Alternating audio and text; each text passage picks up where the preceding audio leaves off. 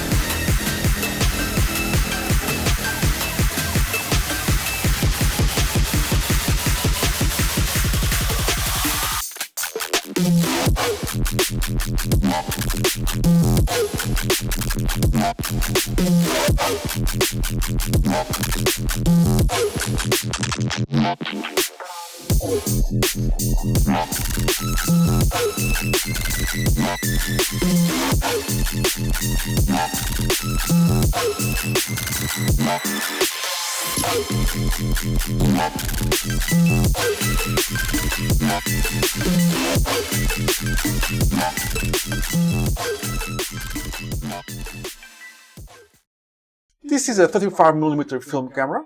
The last film camera I brought on the channel was the Zenith 12XP. It's been a while, so the last time I brought a film camera to the channel was on June 23rd, 2023. My God, time flies. But here we have it. I have more to show. This is the next one, the Minolta 7000i. Let me just pull my notes here. And I have this camera for a while. It cost me close to nothing. It cost me about 30 euros, but wait, there's more. The camera cost me around 30 euros, but it was not only the camera. It was the camera, this lens I will show you next. One bag, it's a generic bag, but it's in pretty good condition. Another lens, I will show it in a second. And a couple of batteries, but the batteries sadly are dead. And I had one battery working on the camera, but it's also died on me. And I don't have spares right now. But if you want to know, it's the CR5. So it's you cannot see it, it's going to be out of focus, but it's just, you can Google it. It's the 2CR5. They are pretty common on film cameras, and you can still find them pretty easily nowadays. It's not that hard to actually track them down and buy them for cheap.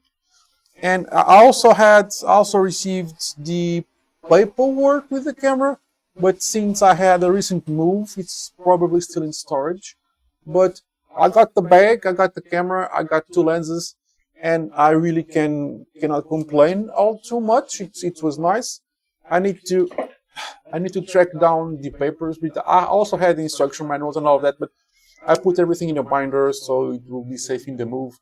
And I lost track of it. It's safe. It's with me, but in an unknown place. Since I have it here with me, so I don't. When I bought it, it didn't came with Minolta lenses. It came with Tokina lenses. They both work fine. They are sharp enough. I mean, they are decent.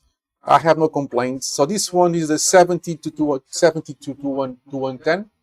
70-110. It's a 5.6 lens at the widest. It works fine. I have shot this camera a couple of times. I shoot all my cameras just to see if they work, and the camera works fine. I'll give you more details about the camera in a second. So I got this lens, the Tokina 70-110 f4. I'm sorry, I said 5.6, didn't I? It's an f4 lens, not a 5.6 lens. It's a f4 to 5.6. It works fine. It has a Minolta mount, and it worked perfectly fine. And if you let me just get the camera from here. And this is the camera. Like I said, the batteries died on me, so I cannot operate it. The rubbery part is getting with this whitish part. It's normal. It's not sticky. Many rubbers, they just get sticky and very, very unpleasant. But this one does not get sticky at all. It's just losing its color, and it's charming. I like it because it's charming. Let me get the thumbnail.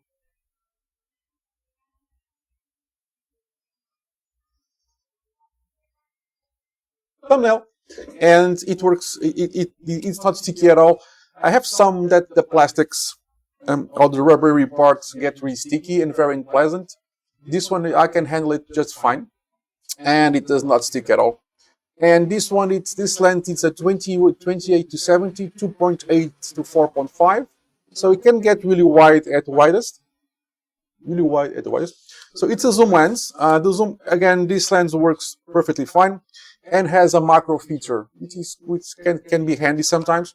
So we can actually focus really up close or up close-ish, if you will. This camera has one focus point. You can focus on one spot right in the middle, where it also is the light meter. It has all the features you would like. Let me show you the top here. All the features, all the usual buttons. It has an off, a lock, a beep, function button. You can swap the modes. You can have the P mode, the aperture priority, shutter priority.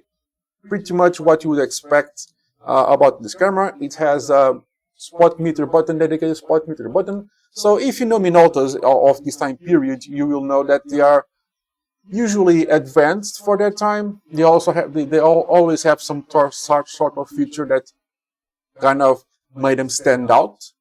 It has the Sony-like, because, well, Sony Minolta, you know what? You probably know what I'm talking about. And it has many buttons, the display, it's really nice. It has all the things you would need for a camera of this generation, an electronic camera. It can shoot, if not mistaken, like 3 frames per second.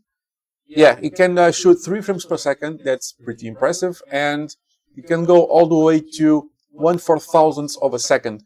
So it's pretty nice to have all of these features. 3 frames per second, it's pretty nice. It's not T90 territory, but it's quite nice. And can go to 4,000th of a second maximum shutter speed. It has all the features, but we have here the manual focus and automatic focus buttons. You can really swap them. But the fun part or the kind of the very entertaining part is that it has this little latch here, and this latch contains all the control buttons. So it has a rewind button, this ISO set button, and then you have here a couple of things that mention card, and it has a eject card button here. Well, not button, but slider. So let me get this into focus. So it has a slide card and has a card slot. And if you see here, it has a window. This is transparent. I don't have any cards, but there are many cards. I have not counted them, but there are many cards that you can actually get for this camera. I have not found any yet in the wild. Maybe if I go to eBay, I can find them, but I really wanted to get or find on the wild, so I can mess with them before I buy them. But you can actually install cards here to give it extra features. The cards do not store images. The images are stored still in film. But this can give you travel mode, child mode, sports mode, long exposure mode, short exposure mode, portrait, maximize depth of field, longer exposures, multiple they are just way too many to mention here, which probably will release the stress from setting all the settings on the camera by hand, and you can trust the card to do so. I don't have a card. Sadly, the camera did not come with a card, but I cannot complain. 30-40 euros, it's been a while. For the camera and 2 lenses and the bag, I mean, I cannot really complain too much, and it works fine. Sadly, the battery just died before filming this, so I really cannot show you or prove to you that it actually works, but works just fine. So it's a pretty good, even though it can be had by cheap by these today's standards. If you go to eBay or any of those sites, it can be bought by cheap, at least with 1 lens. With 2, it gets a little bit, just a tiny bit more expensive, but not by too much. So if you want an electronic beginner camera that does not break your bank, this is a good choice. It's very solid. I'm trying to twist it and this is not going anywhere. So this is a very solid choice if you want to spend not too little money, a little bit of money to get an electronic type film SLR, and this will work just fine for you. It's a Minolta. It's just a tank. I mean, you just put the battery in and you are good to go. I can highly recommend this if you want something a little bit more rugged, that if you break it, you don't cry too much. Maybe it will go up in value sometime soon. Maybe it will not. You never know. But at this point in time, you can find it by really cheap, 30, 40, 50 euros, maybe less even, with a couple of lenses or with one all-purpose lens like this one. And it really works fine. I have no really complaints for the price I paid for it. It works just as expected. Only one focus point, but if you buy a manual SLR, you have no focus points. You have your own eye to focus with some aids on the focus screen. So if you want an electronic camera that can shoot and film advance for you, this one is a very solid choice. It can be had by really cheap, and you cannot go wrong with it.